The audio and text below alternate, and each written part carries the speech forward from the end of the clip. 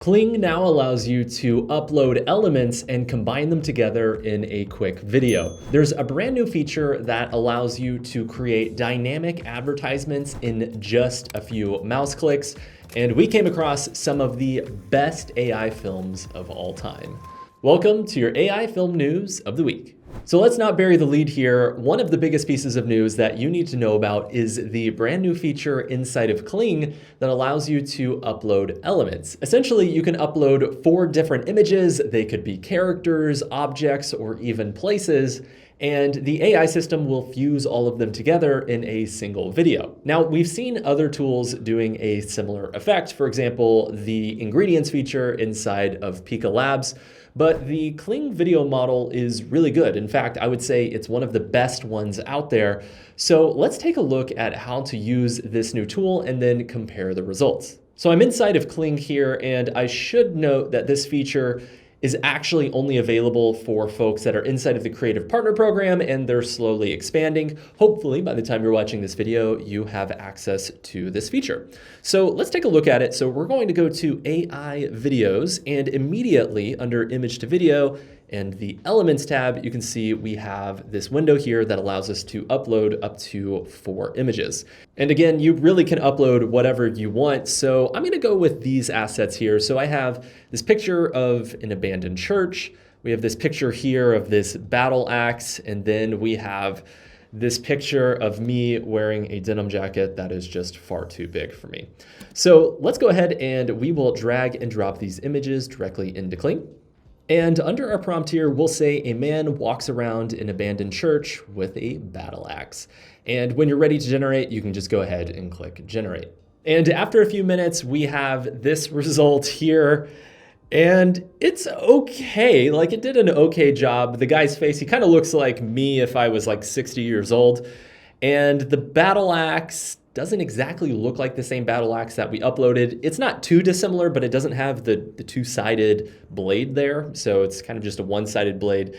And then the environment actually does look pretty darn good. It really does seem like the image that we uploaded. So you can see that the overall quality is actually a little different than the quality if you just typed in text alone, because Kling is a really impressive model, but when you use elements, it tends to bring the quality down. For example, we could go to the text to video section, type in the exact same prompt and generate. And this is our result here. And you can see the physics are just much, much more dynamic.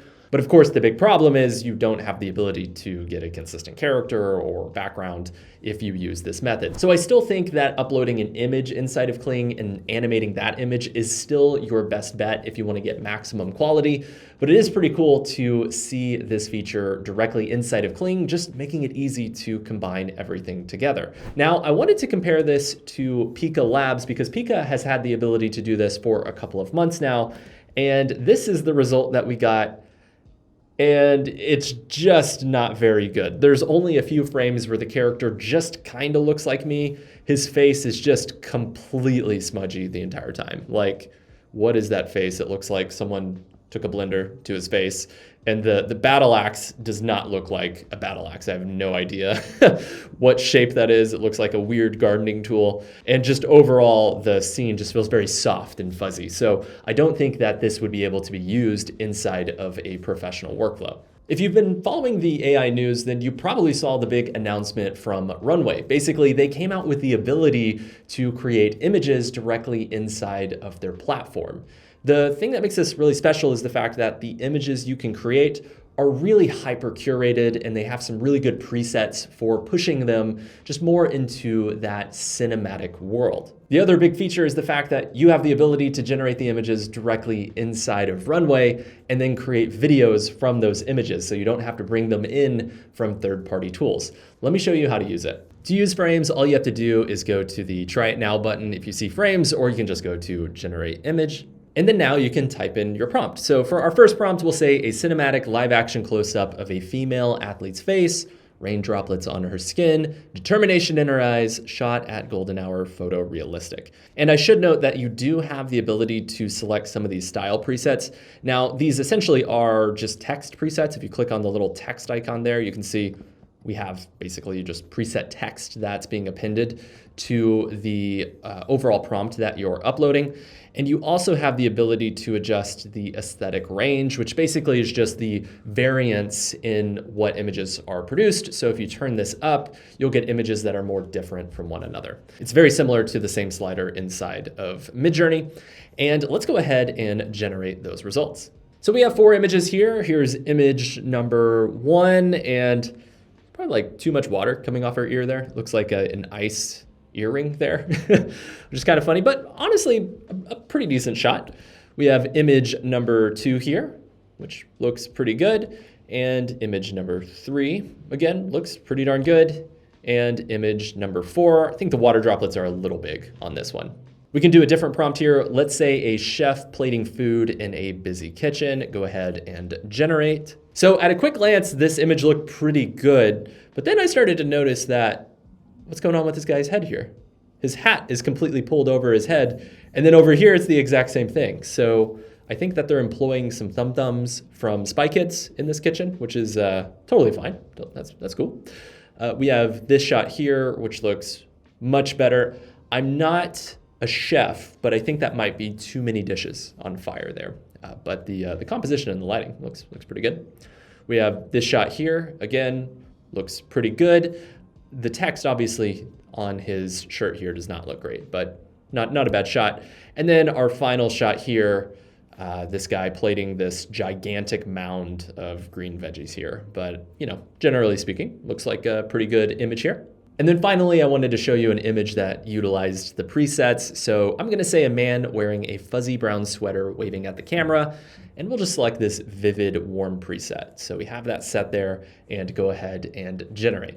So here's image number 1, and yeah, he's wearing a brown sweater, warm tones all around, and his hand actually has 5 fingers. So good result there. We have image number 2, and yeah, it looks really good and pretty realistic. Like there's even a bit of motion blur and grain on the hand part here that makes it look a bit more dynamic, like it was shot on a realistic camera. Good bokeh in the background. So just generally speaking, a really good shot here. We have this shot as well. And yeah, seems very realistic. I mean, a bit more like a stock photography shot, but not bad. And then we have this one here, this guy just like waving, looking down. And again, looks very realistic. So a really good job from Frames. Now, of course, I had to compare the exact same prompt with the exact same style preset inside of Midjourney. And here is the first result. So I guess it did okay. I don't like that you can't see the guy's face. Here's the second result here. And there's just kind of some weird softness on the hand that doesn't seem very realistic. Number 3 here, we have the shot. And this one actually looks pretty good. The dynamic lighting looks good. I think his hand might be a little off, but not bad. Something that you could very easily inpaint. And then number 4, come on, this is terrible, right? Like he's wearing the world's biggest sweater in his hand. There's just something wrong about it. It's just too big. So not a great result there. So I will say that if you're going after a core cinematic aesthetic, the base results that you get from Runway are better than the base results that you get from Midjourney. But there's a really big caveat, and that's the fact that there really aren't any of the additional tools that you would need to customize your images to really push them in the right direction. Obviously, you can prompt them, but the truth is you really need to have advanced features like inpainting, consistent characters, image reference, all of those things in order to utilize AI inside of a professional workflow. So I don't fully recommend using Runway at this point unless you are needing some stock footage shots or some B-roll shots for a project that you are working on. And on the Frames announcement page, they didn't really talk about where they sourced these images, so you definitely will need to talk with your client and or a lawyer before you work on a professional project, because you may not have the rights to utilize this specific feature if you're working with a high-end client. Man, I came across a new feature inside of Krea, and it's gotta be one of the best AI features that I've seen in a long time. Essentially, it allows you to upload an image, convert that image into 3D, and then you can utilize their real-time feature to move that object around and create a dynamic scene in real time. It's really cool. Let me show you how to use it. So I'm on Krea's website here, and I'm gonna go down to real time, So I'm going to show you step by step here. So for our prompt, we're going to say a blue background with palm trees, advertising 3D, white headphones with black cuffs, and headrest. So let's just pretend like we're working on an advertising project where we want there to be like a blue background with palm trees and then like headphones in the middle. And we're working on some different concepts and we want to share them with the client. Well, you can utilize this tool to basically put together those concepts incredibly quickly. And the cool part is you actually have much more control over the actual composition versus just prompting alone. So it works pretty well. So the first thing we're going to do is change the background here. So I'm going to the canvas tool. We'll go over here and select a bright blue background. So already we're getting a result that looks pretty good. And let's go ahead and paint in some palm leaves here. So about like this. Just want the palm leaves on the side, just kind of framing the overall scene here. Maybe about like that. And next up, we need to bring in our image. So I have this picture here. It's just an AI picture of these headphones. We'll go ahead and drag and drop them into the canvas. And now I'll right click on the headphones and go ahead and select Convert to 3D. Okay, and after just a few seconds, we have a 3D model. I'll go ahead and delete that image in the background here. And yeah, you can see we have these headphones. Cool thing is they're in 3D, so we can just move them around into whatever position we want. I can scale it up, move it around. And yeah, you can see it does a pretty good job. Now, of course, it's not going to be perfect because this is not generating an exact replica of the object, but definitely for pre-visualization and layouts, I think that this is a really interesting way to communicate your ideas. So let's pretend like we want to work with this image on the right here. I'll go ahead and download that to my computer. And I want to up-res this image to get even more quality and more fidelity. So I'm inside of Midjourney here. I'm going to click on the image icon and we'll go ahead and select our headphones. And I'll make sure I have that image icon selected. Again, that's for image reference. So it's going to pull the actual composition of the image whenever we generate a new picture here. And I'll just paste in our prompt here. So a blue background with palm trees, advertising, bright blue, white headphones with black cuffs and a headrest. And I'll do a space and do --IW for image weight. And it's on a scale of 0 to 3. I want it to be very, very similar to that uploaded image. So I'll do 2.75 and we'll do --R5 to repeat that prompt 5 times in a row and go ahead and click generate. So you can see we have our results here. So just quite a few different images and they all look pretty close to the original image that we uploaded. There's much more fidelity and of course you can upscale subtle to get even more details and more resolution if you're working on a pitch deck or needing to send this to a client. I think this is really important because having the ability to have fine-tuned controls over the objects and compositions of your images is essential if you're working on a film, an advertising project, or anything in between. So it's really cool to see these features pop up in amazing tools like Krea, and I can only imagine that we're going to see more examples and even better examples of tools like this popping up very soon. And speaking of filmmaking to advertising, I should note that registration for our February session opens up on January 29th. Whether you're looking to learn AI filmmaking, advertising, documentary, or animation, we have a course for you. We train artists at every major studio, and we would love to have you inside of the training. And I have one cool announcement. We actually are doing a free ComfyUI course over the next 4 weeks that is available to the public. You can join at 11 a.m. Pacific time over the next 4 weeks.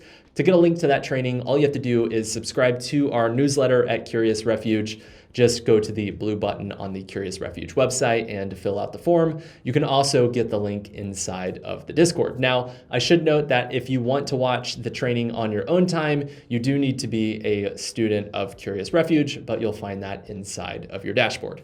There's also some really interesting news from the open source AI video generation tool called Hunyuan. Essentially an example of a ComfyUI workflow that utilized a LoRa that's basically training on someone's face. In this instance, it was Keanu Reeves. They basically took the video to video workflow with that pre-trained LoRa, combined them together, And we have this result that basically replaces Adam Scott with Keanu Reeves. And it's pretty good. Now, it's not the most amazing face swap, especially if you begin to zoom in on Keanu's face there. It really kind of gets a little soft and weird, but it's a start. I think that open source tools are very quickly becoming a competitor to high-end Hollywood workflows and tools like MetaHumans, which is basically the industry standard at this point. And to take it one step further, the team behind Hunyuan came out with a 3D model that allows you to generate higher res 3D models and textures in just a few minutes. Now, they had a 1.0 model. This is basically the 2.0 model that's much better. You can see that with just a prompt, they've created this 3D bench asset, which looks pretty good. We also have this handbag here for like a 3D polygon style character.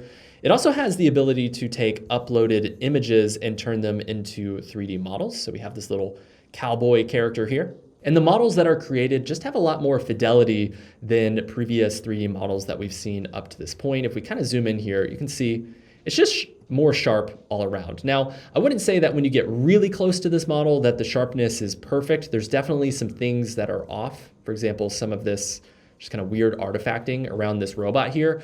But definitely as a first pass at a 3D asset that can then be cleaned up, I think tools like this are truly incredible. It also has the ability to do high resolution texturing. So we have the shoe here and we can just change the textures very easily. So now it's like a leather boot. Now it's this like crazy design. We have this like canvas design, and you can see there's just much more fidelity than some of the 3D texturing tools that we've had up to this point. And again, this is a big deal because Hunyuan is an open source tool. That means you can run it locally on your machine. You don't have to subscribe to anything to generate these results. We also came across an interesting example of someone taking a traditional Hollywood VFX pipeline and integrating it with AI tools. So Bilawal Saidu, who is a friend of Curious Refuge and the host of the TED AI podcast, shared a post that basically took the bullet time cameras from Zoolander 2 and combined them together as a Gaussian splat. It's pretty cool because you can see you can basically travel around the picture and the 3D set.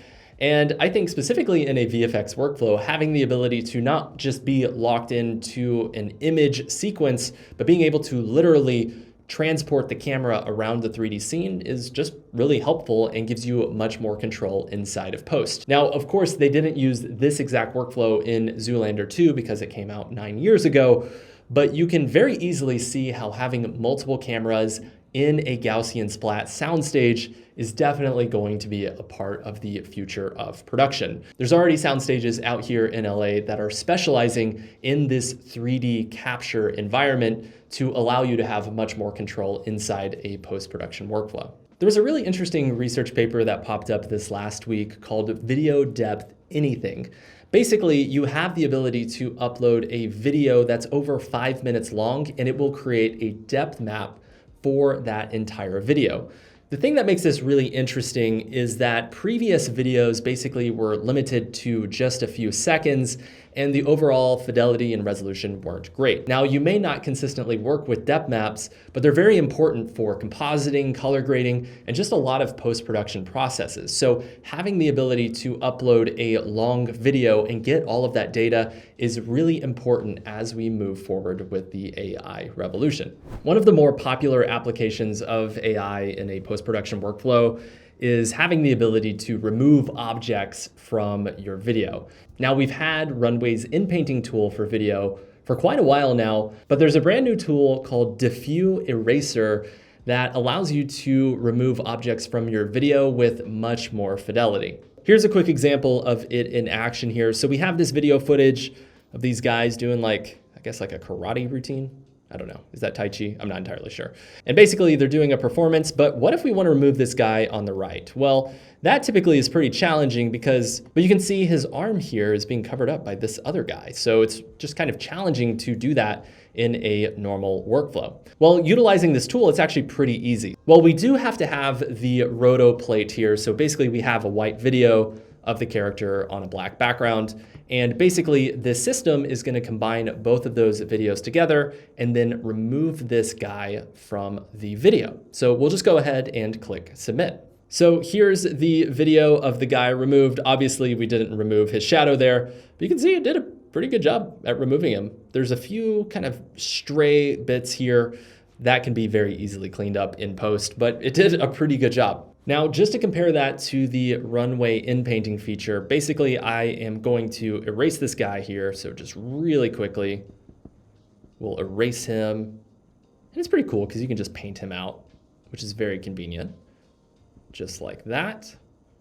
There we go. And I'll leave the shadowing just because the other video left the shadowing. And you can see that initial frame looks pretty good, but if we preview it, he just basically is here. It doesn't do a great job at just remembering the continuity. So obviously having that roto plate allows Diffuse Eraser to do a much better job. But again, if you need some quick roto work done, utilizing the Inpainting feature inside of Runway is also a great choice. And that brings us to our AI films of the week. The first project that I want to highlight was created by Ryan McCoy. It's not really a film, it's really just a comparison of the AI video generation tools we had back in May versus the tools we have today. So in less than a year, we went from Runway Gen 2 generating results that look like the video on the left to crazy dynamic movements utilizing Kling. So you can see that the overall quality and fidelity, the physics, the movement just look much better. And of course, it's not perfect. It probably never will be perfect, but it is much better. And you can only imagine that in the next 12 months, we are going to see some incredible films created with the power of AI. And let's take a look at some of those projects. The first project that I want to highlight is called Hands of Steel by Max Larsson. And you can see here, some of these shots look incredible. I think he went in and did some post-processing with the color to help it feel more consistent. But a lot of the AI generations that we have here really are indistinguishable from actual live action footage. It's not perfect. If we begin to dissect, there might be a few things that are a little off, but I think he did a really good job. The next project is an AI animation film by Henry Daubrez. This was created with Google VO2, and it's basically a story about a fox that just kind of goes around exploring, and the quality and the fidelity of the animation looks amazing. It's really cool to see a lot of different animation concepts come together inside of this video. You can see that we have a few shots that utilize very classic multi-plane parallaxing. There's quite a few shots that look like classic animation. And of course, it does seem like he went in and did some compositing work. But I think the overall project that he put together is amazing and one of the best AI animation projects that we've seen up to this point. And our final project here is a spec ad created by Çağlasın, Yılmaz, and it's basically a Sephora spec ad. And I think it might be safe to say that this is one of the best AI ads that I've seen ever. Like if I just saw this as a pre-roll on YouTube or a commercial on TV, I probably wouldn't think anything of it. It literally looks like a professional project. He created it using Google VO2. Incredible job on this project. Thank you so much for watching this episode of AI Film News. Of course, if you want to get AI Film News sent directly to your inbox with even more news than what we're able to talk about inside of this episode, you can go subscribe. Just go to CuriousRefuge.com, click on that blue button in the top right corner and fill out the form. You'll get access to our free AI filmmaking intro course, and you'll get a bunch of goodies like that free ComfyUI course that starts up this week. And of course, if you want to learn more about our AI courses, be sure to check out our website at CuriousRefuge.com. And you can subscribe here on YouTube to get the latest tutorials and news directly here on the platform. Thank you so much for watching. We'll see you next time.